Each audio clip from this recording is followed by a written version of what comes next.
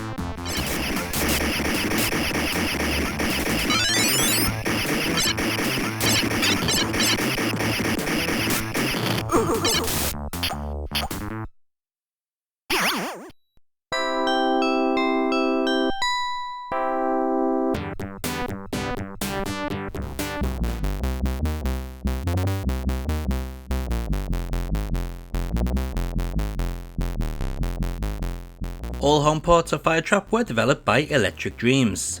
Let's start off with the Commodore 64 version. Well, I'm glad to say the game now has more conventional controls, with movement being controlled by the direction you push on the joystick. The main game seems to be pretty much intact too, so this must be a great port. Well, sadly it's not without issues. The biggest one is the complete shite collision detection.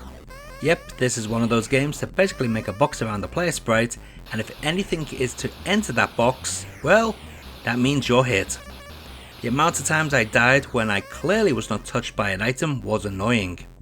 Still, at least you can get further in this version than the arcade.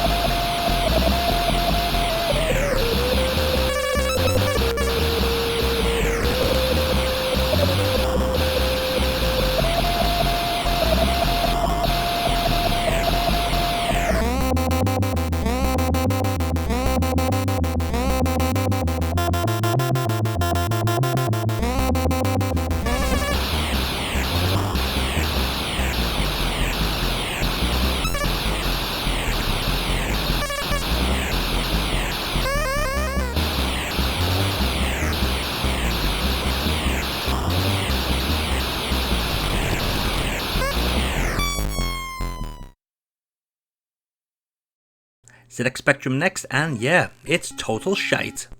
At first I thought, hey, this looks okay, some nice detail to the graphics. Then I noticed how stiff it played. It's like playing one of those Game & Watch LCD games. The controls are ultra laggy, plus you can only do one thing at a time in some points in the game. It's as if the spec is struggling to accept input data and draw graphics on the screen. The stages are also a lot shorter than what they should be, making this a very easy version of Fire Trap.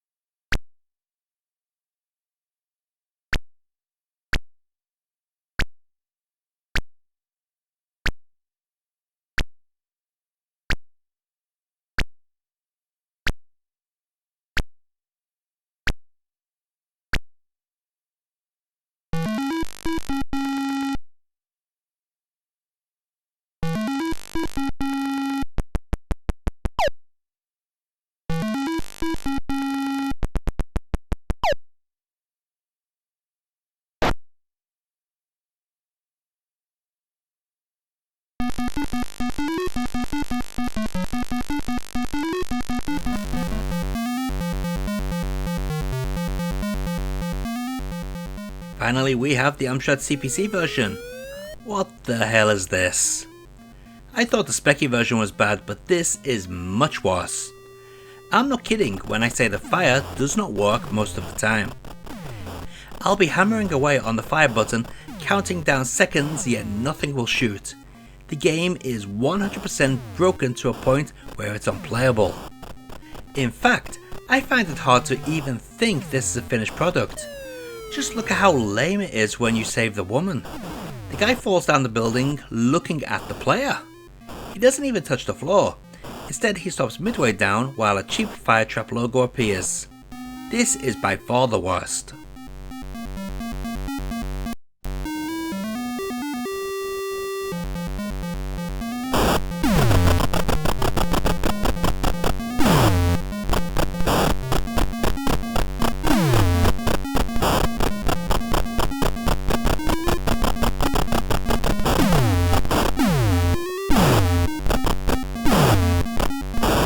And let's take a look at all those versions of Fire Trap running side by side.